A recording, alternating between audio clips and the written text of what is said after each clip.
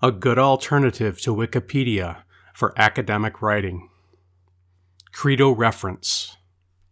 Despite the fact that college students know to avoid Wikipedia for research assignments, many use it anyway.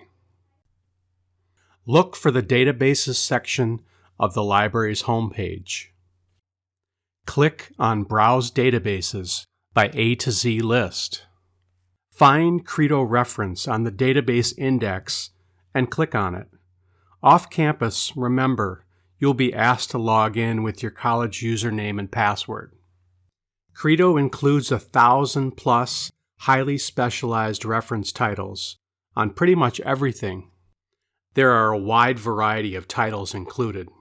Even though there is a lot here, begin your searches in a broad way. As you search, pay attention to the article length, which gives you a good indication of the depth and detail included. As with most of our databases, Credo includes tools to make your research easier, including citation help. You can also email yourself a copy of the article, along with a citation in the style you choose. Perhaps most importantly, it's clear where the information came from and who published each title. That way, you can be assured you're getting the best information available.